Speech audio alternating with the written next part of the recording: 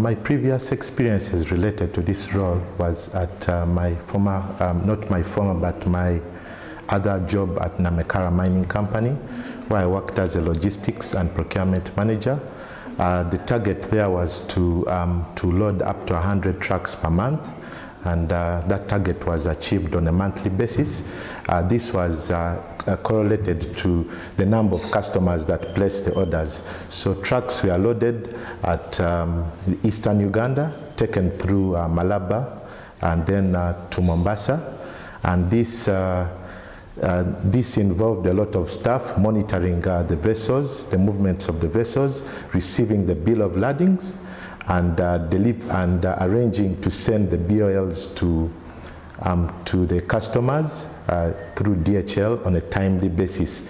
This would enable us to receive more orders in the near future. I normally keep in contact with most of the service providers we used to work with. For example, Spedag Enterprise, they normally send us newsletters, and Bolero Africa Logistics and the rest. So that keeps me updated on what's happening in the market. My top priorities in the first 6 months is one, to achieve the targets, the loading targets for the new company, making sure that I relate well with my employees at work, and then also making sure that I get new, I make sure that I achieve new, the challenging, I make sure I achieve all the challenging stuff that is given forward to me. Okay, one of the recent successes that I had was we had challenges with getting trucks to move our product at Makerere Mining Company, and what I did was to move out and get new truckers to get them on board and move our product to the port. So that was one of the biggest successes. We managed to have about 15 truckers on board to compete with the big bodies like Spedag Enterprise and Bolero Africa Logistics. So I had more trucks so that I could achieve my targets. There are various ways of evaluating logistics service providers. One of them is their reliability. If the person is not reliable, then you knock them off. Another way is their ability to take credit from us, because some logistics providers will not be able to take credit from us, and our cash flows may not be able to support this. And then another is their past experience, because it's not right for a company like us to just jump in and give business to someone who does not have experience in the market. So those are some of the ways you can evaluate service providers. One of the strategies is communication. You need to keep communicating to these guys time and again, so that they will understand your needs and requirements. That is actually the main way of getting in touch with such people. I think one of them is to deal with the right people, because if you deal with the wrong service providers, then you're going to risk mainly, like say if you're loading trucks to Mombasa port, if you're dealing with the wrong people, then you will you expose yourself. It's very risky. And then another measure you can take is I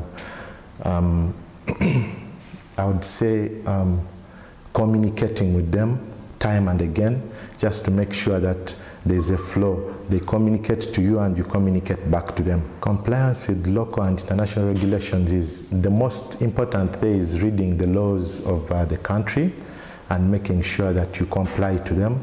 For example, if in case of exports, you need to make sure that you know all the export documentations and paperwork that are used. For example, when we used to export in Uganda at Makerere Mining Company, what happened was that you need to provide an invoice, a packing list, material dispatch sheets, and and make sure that you comply with the government laws, for example, that you have paid the royalties, and then you can be able to export stuff and comply with government regulations and rules. Okay. Okay, one of the initiatives was we tried to discuss with in the previous role, that is when we used to load trucks at the former workplace, we tried to we discussed with logistics service providers like Sped Freight to avoid sending in trucks that, because they used to send in trucks that send fumes into the environment. So we asked them to start bringing more fuel efficient trucks that do not pollute the environment, and trucks that are more efficient so that our stuff is delivered to the port efficiently and on time. So that's something we tried to do to avoid pollution into the environment. And that was effected, and they actually started sending us the right fleet to load our cargo. Okay, I'm currently new in this operation. I'm yet to do the induction, but one of the things that I've seen that will help you develop and grow very quickly is, one, getting new trackers of material to the port, that is the manganese ore.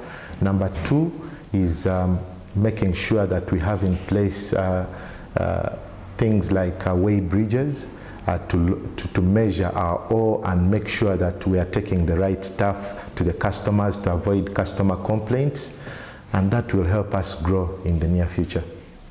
Being a new employee in this company, I look forward to working well with all the employees in the company, and then with the vast experience I got in logistics and in procurement, I'll transfer all this knowledge into this company and make sure that we grow in the near future.